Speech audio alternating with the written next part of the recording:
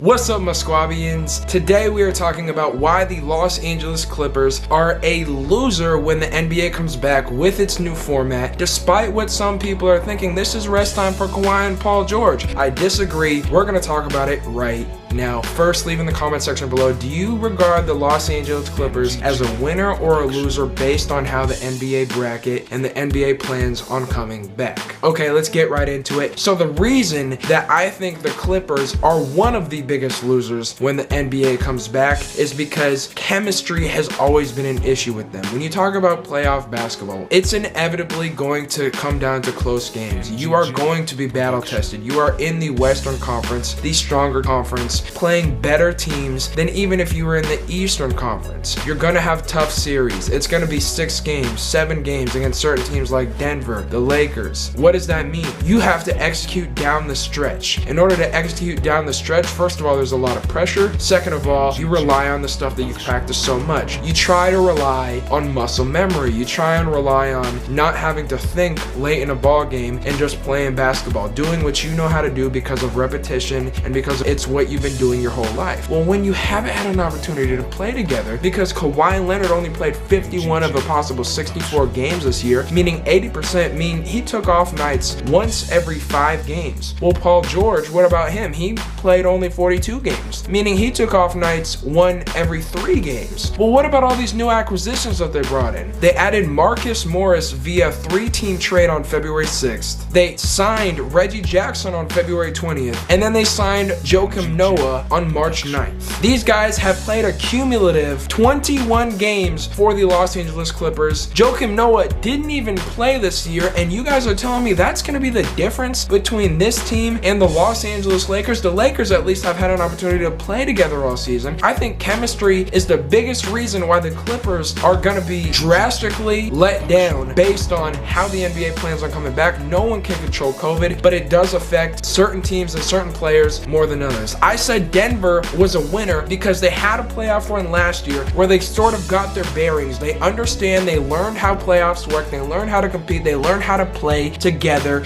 under one system, under one head coach. This team has not played together. Paul George and Kawhi Leonard just added to a team that was a first-round exit last year, and I understand a first-round exit was pretty impressive for them, especially with how they competed down the stretch of ball games, but you can't just throw a team together and expect to win, especially given these insane circumstances. The Los Angeles Clippers were one of the teams that would have benefited most with the remainder of the regular season, having an opportunity to chase the Lakers for that #1 seed, as well as build chemistry down the stretch of the regular season. Because of the fact that the regular season got cut off short, even though they're going to come back and play, 8 games, possible 10, I don't think the Clippers are going to benefit from this break as much as a lot of people I've heard have said gives them time to rest, gives Kawhi all this time to load manage. He had plenty of load managing. He was planning on playing a full season. What he needed was those remaining games to build chemistry with this team so that the team could know where each other's going to be without even having to think about it. Be sure to like, comment, and subscribe in this video. Let me know in the comment section below, do you regard the Clippers as a winner or as a loser based on this new NBA format for its plan to return? As always,